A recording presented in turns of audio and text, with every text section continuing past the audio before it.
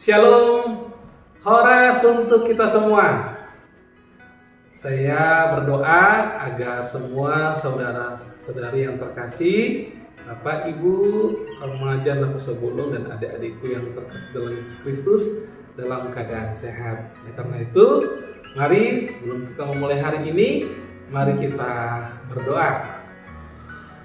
Kasih kami dari Allah Bapa dan anugerah dari Tuhan kita Yesus Kristus dan persekutuan Roh Kudus itulah yang memberkati kita semua. Amin.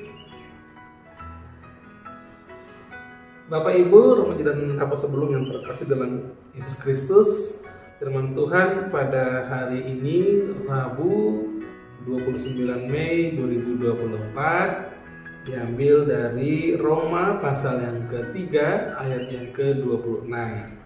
Demikianlah firman Tuhan. Maksudnya ialah untuk menunjukkan keadilannya pada masa ini, supaya nyata bahwa ia benar dan juga membenarkan orang yang percaya kepada Yesus. Sebulan yang lalu saya teringat dengan seorang anak sekolah minggu. Dia bertanya kepada saya begini, Pak Pendeta, kalau saya baca Alkitab katanya bahwa orang yang disunat itulah yang diselamatkan, itulah yang masuk surga. Itulah mengapa orang-orang Israel, orang Yahudi itu harus disunat. Lalu kenapa kita nggak diwajibkan? Nah, ini pertanyaannya memang menarik. Bapak, Ibu, kalau kita melihat dari nats hari ini bahwa sesungguhnya bahwa keselamatan itu hanya ada di dalam Yesus Kristus. Tuhan yang merencanakan, Tuhan juga yang mengerjakan rencana. Kalau dahulu keselamatan itu hanya khusus bagi orang Israel.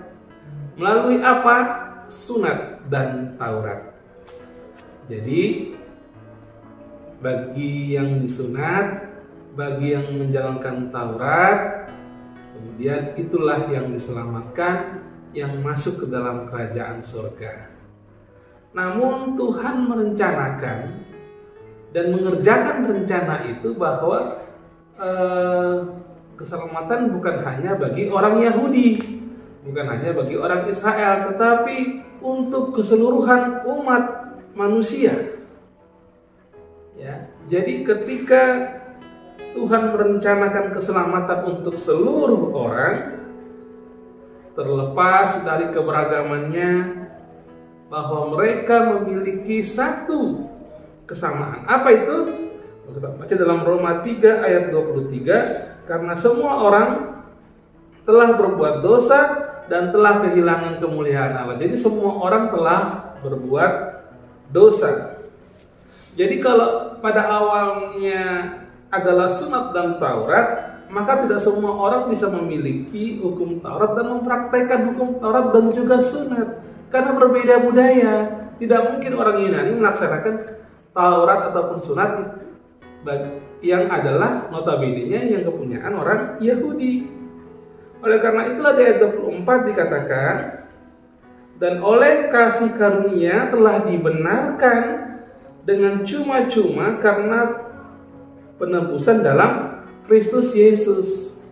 Akhirnya bahwa untuk menyelamatkan seluruh orang di luar juga orang Yahudi, maka Yesuslah, dalam nama Dialah ada keselamatan. Dengan percaya, dengan mengimani, kita telah diselamatkan. Oleh karena itu, barang siapa yang percaya, dialah yang memperoleh hidup yang kekal.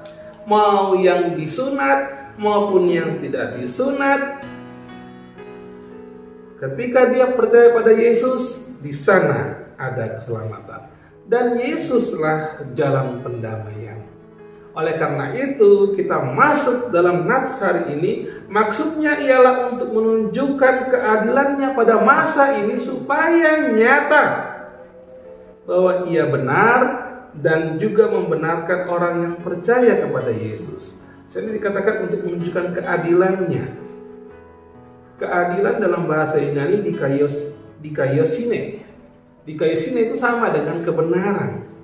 Yang benar-benar adil itu, keadilan di sini yang betul-betul adalah kebenaran, sebuah kebenaran. Adalah sebuah kebenaran ketika manusia jatuh dalam dosa.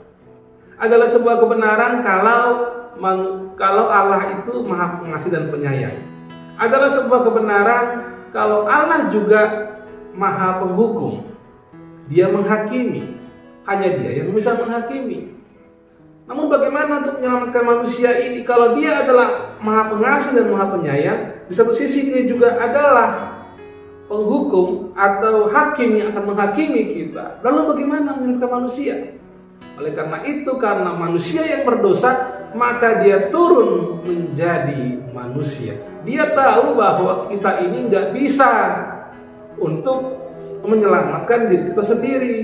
Dia tahu mau sehebat-hebatnya kita melakukan hukum Taurat, pasti ada saja celah untuk iblis untuk melaksanakan dosa itu.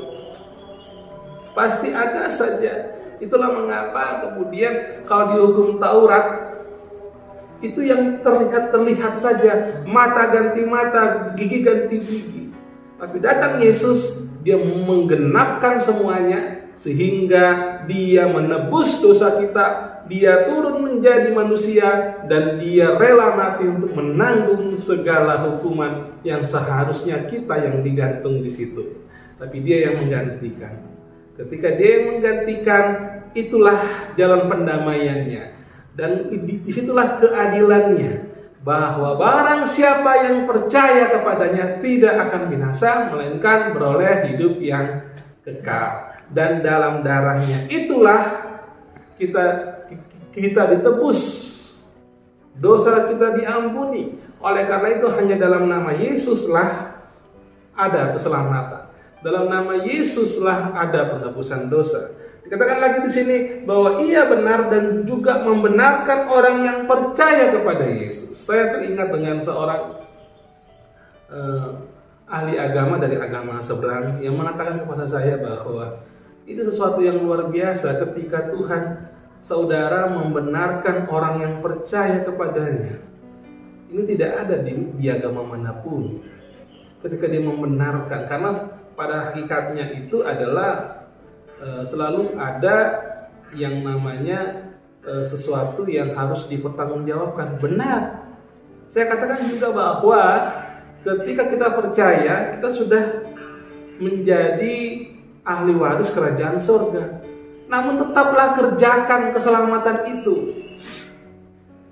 Kalau kita sudah dimerdekakan, sudah dibenarkan, dibebaskan, jangan lagi memakai kuk perhambaan. Tetaplah, kalau ketika kita sudah dibebaskan, kita sudah dimerdekakan, maka sesungguhnya kita itu harus melakukan yang terbaik. Kita harus melakukan hidup, kita harus hidup sebagai anak-anak terang.